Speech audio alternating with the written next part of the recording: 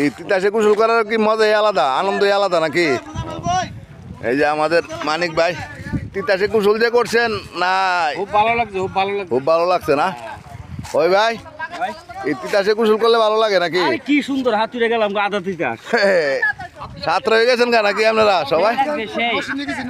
আচ্ছা আচ্ছা, আমাদের শ্রদ্ধেয় বড় ভাই রফিক ভাইয়ের কাছ থেকে শুনবো আসলে এখানে গোসল করার আপনাদের অনুভূতি কি? এখানে বিসমিল্লাহির রহমানির রহিম, মেঘনার পানি তো জি, অনেকদিন ধরে গোসল করি না, খুব সুন্দর পরিবেশ, কাতলা আছে, তাই আমাদের ক্লান্তিটাই দূর হয়ে গেছে। তাই না? হ্যাঁ। আসলে নৌকা ভ্রমণটাই আনন্দের, তো এই আনন্দের ভ্রমণের সাথে আনন্দটা পরিপূর্ণ না হলে আমার চাচা শ্রদ্ধেয় শফিকুর রহমান সাহেবের কাছ থেকে আমরা শুনতে যাই আসলে গোসল করার অনুভূতিটা কেমন। এখানে যে গোসল করতে আসছেন কেমন মনে হচ্ছে, আপনার অনুভূতিটা কি? আরে বাবা, বাংলাদেশে নদীমাতৃক দেশ বাংলাদেশ। জি, এখানের যে পরিবেশটা, এখানে একটা নতুন ঘাটলাও আছে, আমার গোসল করতে যে একটা আরামদায়ক পরিবেশ এখানে সম্পূর্ণভাবে পাওয়া গেছে। জি, আমরা তো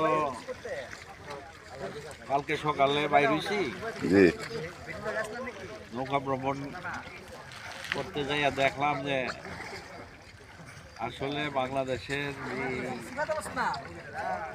কবিরা যা বইলা গেছে, বিশ্বকবির সোনার বাংলা, কবি নজরুলের বাংলাদেশ, জীবনানন্দের রূপসী বাংলা, রূপের যেন নাই করছে।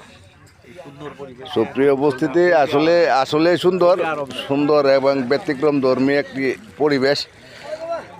আমাদের এখানে এমন সচরাচর নদী নেই বা পানির ভরা মৌসুম থাকে না, অনেকেই বাসায় অথবা এখানে গোসল করে থাকে। তবে আসলে সবচেয়ে সুন্দর হচ্ছে এই যে মনের এক যে আনন্দ, এই আনন্দটাই সবচেয়ে বড়।